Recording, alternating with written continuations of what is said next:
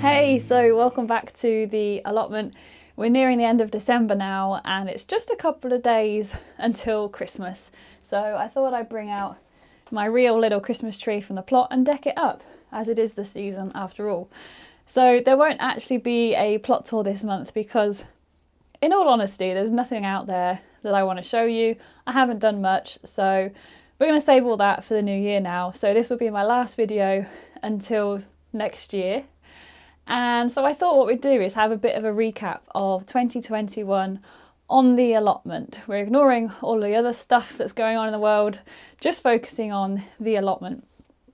And we're going to look back throughout the year and see all the highs and the lows. And I'm going to give out a few little awards, if you like, to my best crop, my worst crop, my new favourite thing, that sort of thing. So yeah, let's go for it. So first of all, as I always do, I like to start with the weather. Now, the weather has caused a bit of havoc this year because if we look back at spring, April was really dry but really cold. And then May, these two key months for spring, for us planting our seedlings, for growing things on and then planting out, May was stormy, windy and freezing cold. It was horrible. So what that meant was we couldn't plant out our plants because of the weather. The growth was really slow because it was so dark and cold. So that it didn't really put us off to a great start. Let's face it. My broad beans, on the other hand, were flying away in the ground because they'd been there all winter. And then we move on to summer. And when I think back to summer, it wasn't very sunny. And we may have had a few days where it was really warm and glorious, but you know, you compare it to last year and we had quite a long summer. In 2021, it was just grey. That's how I remember it. Grey and not that warm. And what that meant for the allotment was that the tomatoes, the strawberries, anything that fruits was really slow to fruit and ripen because of that lack of sunshine. And also the flavour was impaired because strawberries need sunshine to ripen, to have all those juicy sugars, and they just tasted a bit dull and mushy. So yeah, it's not been a great growing season, to be honest, and I don't want this video to be a downer. There's plenty of highs coming, so don't worry, but I just wanted to put it out there that for me and from what I'm seeing around the community, it's been a really hard year. It did follow with a really glorious autumn that was so long, but you know, in terms of the crops, well, we'll get to them in a minute. But yeah, I think just on the whole, this year has been a little bit meh, you know, a bit average. So now I'm going to go into my little awards. And first up, we've got my worst crop. Let's start from the bottom. My worst crop this year was my carrots, and that's because I don't have any. And I'm really gutted. It's because, you know, it's one of those vegetables that I love to grow because they taste so much better than what you can buy in the shops. And once you nail the technique, they're quite easy to grow. But what happened was I sowed mine quite late, which I usually do, to be fair. So it was around July time that I sowed them. And that usually still gives me great big carrots for the autumn. But what happened was I sowed them in July. The seedlings started to come up, which was great. And then I got COVID. So I was off and out of action for at least 2 weeks, which meant that my seedlings, the carrots, didn't get watered. And also they didn't get covered to protect them from carrot fly. So nothing happened. And then by the end of August, it was a little bit late to sort of get my big sort of autumn crop. So yeah, I'm really gutted because I love my carrots and I'd be harvesting them now and for Christmas dinner, you know. So that's sort of like my worst crop because I don't have any. Now moving on to my best crop. Now, as I said a minute ago, this year's just been really kind of average, and it's been good in the sense that I've harvested generally a bit of everything, but that bit of everything has just been a bit okay, you know. But when I was thinking back to the crops that really stood out for me this year, it was my garlic and my broad beans as well. So my broad beans I sowed in the autumn around November time, and then harvested them in sort of, you know, late spring, early summer. And they were great. I mean, they got covered in black fly, but it didn't affect them at all. And I had so many of them. They tasted great, and I've still got some in the freezer. And I just really enjoyed them because I don't think I'd grown them properly before. And also my garlic, but that comes with a bit of a bad point because they got allium leaf miner. But if it wasn't for that, that'd be the best crop of garlic I've ever had. And it probably was the best crop of garlic I've ever had. They were big, they were so fresh and fragrant and flavoursome, but it meant that I couldn't actually dry them because they had the allium leaf miner damage. So I froze all the cloves, so I didn't waste anything. It just, you know, just means I had to change my storage plan. But yeah, my garlic and my broad beans were probably my two best crops this year. Favourite flowers. Now this is one of my favourite things to grow, and over the years my allotment is becoming more and more about the flowers and the pollinators than the fruit and the vegetables. I think it's quite an even balance, but I do get a lot of enjoyment from the flowers. And when I think back to this year, what's been the best performing? Well, the dahlias didn't have a fantastic year. They had a good year, but because of that dull summer, they didn't really sort of, you know, bloom their socks off like they have done previously.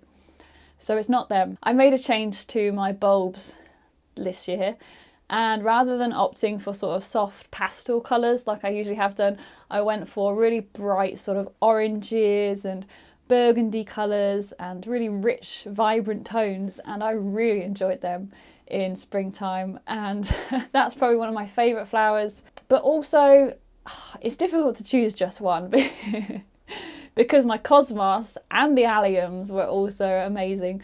I had that little bed, that little stretch at the front of the plot with the cosmos in, and just that being the first thing I saw when I come into the allotment. Absolutely loved it. Always covered in bees. And this year was the first year I've properly grown my alliums as well. And I've bought so many more bulbs that I still need to plant for next year. So what should I say between those three? I'm going to go tulips, I think, but it could be any of those three. Let's go over to my biggest disappointment this year. Apart from the carrots, that was the worst crop because it didn't happen. Also, what didn't happen was my achocha. And I don't know why I said it like that, but I was really looking forward to growing this new crop, achocha. It looks like a little, I don't know, a cucumber with prickles. It looks like a cactus, but it tastes like pepper, and you can do a lot of different things with it, and it just looks really wacky. And I was really looking forward to cropping it. But what happened was I grew my seedlings at home with the grow lights, and then I moved them to the allotment, and just after a couple of weeks they just keeled over and died. And I don't know if it was the shock from going my nice warm, cosy, bright house to a cold, dull May spring that they just didn't like it, or I'm not quite sure what happened, but they just keeled over and died. So I'm going to try again next year because I really want to grow a chocha. New plant. My new plants this year. Well, what did I treat myself to? Quite a few things as usual. But the standout ones for me was the medlar Nottingham. And I also bought a ginkgo tree. And obviously you can't really eat it. It's not an edible. I mean, you can use it for sort of medicinal purposes. And maybe you can eat parts of it. I don't really know. That's not why I bought it. I bought it because it's one of my favourite trees, and I finally got it. Working at a nursery now definitely has its perks. And, you know, the medlar, I got a couple of fruits. I haven't actually eaten them yet. And that reminds me, I think I harvested it and put it in my pocket. It's in my coat pocket somewhere. Hey, maybe it's rotted finally and causing a mess in my pocket. I should probably find that. Anyway, so my ginkgo is my new favourite plant this year because the leaves are absolutely beautiful, and especially when they turn that yellow buttery colour, and it's just over by my seating area, and I just really love it. And for the new feature category, well, I could have put two things in that. The shed, I mean, this is an amazing achievement that I'm so in love with. But also one of my projects for this year was my grandma's border, which is up by the entrance to the allotment. And I planted that all up in memory to my grandmother who passed away last year. And it was just a nice little memorial project to do, and seeing it in springtime when it was bursting with colour, yeah, that was a nice thing to do.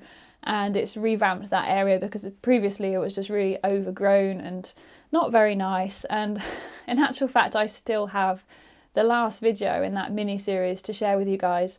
I was at a bit of a low point when it came to sort of editing and putting that up here, but I'm ready to do that now. So perhaps you might like to see that in the dead of winter as we go into January, February, when that border was looking at its best. So that's my new favourite feature for this year. How about my favourite moment? Well, it's been an awkward year because, you know, normally I'd have friends over and we'd have lots of barbecues and be really a social place as well as a place to grow food and enjoy the wildlife. But for COVID reasons, obviously we haven't had much of that this year. But I'm not going to dwell on that because there's been a few other moments that I really enjoyed. Some of them really quite small as well. So one of them was when I grassed the seating area, because I've always wanted to have my feet on the grass, and I've got wood chip here and soil, and that's about it. And I struggle because of the ants with my bare feet because they bite you, and I've still not got around that issue, but I've got grass. And there was one day in particular where the sun was out and I had a dress on and I just sat down in the sun on the grass hearing all the bird song, and it was just one of those moments where, you know, it was just bliss and so peaceful for a little while. Another one of my favourite moments was captured on camera. I haven't actually shown you this yet, but it will be in a wildlife video that I will get round to sharing with you guys. And this was shortly after I bought myself a wildlife camera, and it has nocturnal vision, and I'd set it up and wasn't really expecting much. I was hoping to capture a fox, but I'll share that footage with you now. Because what did I see snuffling its way down my path next to the pond but a little hedgehog? And my heart just absolutely melted, because hedgehogs here are in such decline, and you know, you used to see them all the time at dusk and twilight, or sadly at the side of the road. But you know, just to see one that had visited my plot, I was just over the moon. So those were my favourite couple of moments this year. If we're talking about successes, my biggest success is not growing squash or growing anything at all. It's the shed, and I've got so much to thank for my partner for his help in achieving this, because it's one of the best things I've done this year, and it's finally got me organised, and I'm excited to get into the shed, and I'm keeping it tidy, and it's getting me really worked up and excited for spring, because I'm going to do all my potting in here, and yeah, just can't wait to spend more time in here when the daylight hours get longer, because getting dark at 4 o'clock, hate it, I really do. So yeah, I'm looking forward to spending even more time in here. All right, now let's get on to the highs and the lows. Let's start with the lows, because we don't want to end on them. So the first one is going to be blight. Blight struck. And it struck quite early because our summer was so rubbish, which meant that the tomatoes got blight, and I think some of the potatoes did too, but I managed to harvest them before the damage sort of impacted their health and their storage. So yeah, that was a bit rubbish, and I haven't had blight for many years. So it just meant that my tomato harvest wasn't that great. And I think almost everybody in the UK got blight this year. And if you didn't, you're very lucky. So yeah, that was one of the low points. Also the allium leaf miner that got to my garlic, which I've already mentioned. And it also meant I was put off from growing leeks. But going into this year, I'm going to have lots more protection. against that, so fingers crossed, won't be as much of an issue next year. Another low was just the lack of sun. It just put me in a bit of a sad mood for summer because I kept waiting and waiting and it didn't really shine that much. So that affected the growth rate of everything, the flavour and the amount of fruit as well. So things like my chilies, I didn't get a lot of chilies, and yeah, just a bit rubbish. But if we're looking at the highs, you know, I got the shed sorted, which, as I say, is probably my biggest achievement this year. I've harvested a little bit of everything, but, you know, the potatoes were really small, the strawberries tasted a bit rubbish, and the courgettes, I mean, they cropped and cropped like they always do, and the squash, they did pretty well as well. But one of the other highlights for me was the amount of insects around, because oh my god, I don't think I've ever seen quite so many ladybirds on my allotment, or the crickets. I've never really seen them on my plot at all before, and they were all over the dahlias. I don't think they were causing any damage whatsoever, but it was just great to see so much more diversity and so many more numbers, and I can't help but think that that could be related to what's been going on these last couple of years. And, you know, has there been a lot less in the way of pesticide spraying from our councils, you know, that would usually be spraying weeks on end, I imagine. So yeah, that was just really encouraging to see that the wildlife is kind of bouncing back a bit from, you know, us being tucked away at home for so long. Another highlight for me was our really long autumn. From September to early November, it was quite mild, warm, and we finally got that sunshine that I'd been craving for so long. And it just meant that, you know, we got to enjoy that autumn colour for quite some time, and the leaves on the trees have really stuck around this year. And finally, my last highlight is my new gear, and I just want to mention it because what that means is, you know, I can make better content for you, and it gives me a lot more freedom, and it makes it more fun and flexible, and in the end hopefully you'll get the benefit as well as me. So that comes with a massive thank you, because your support in watching these videos, leaving a comment, liking and subscribing means that I can put back into my channel the money that I get from you guys. So thank you so much.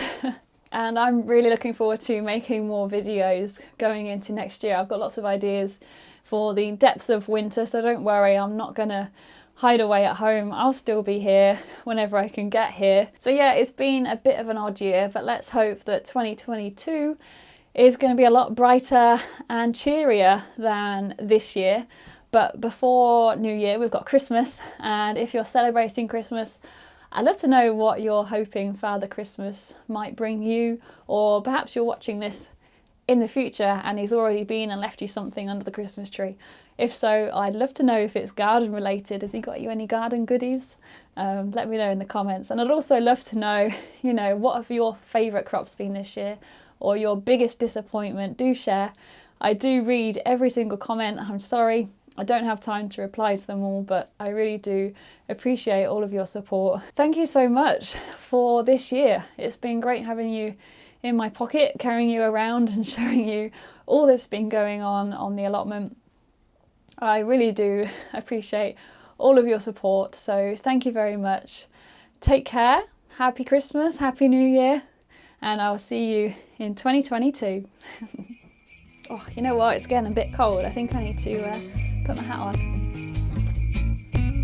Oh, yeah, that's better.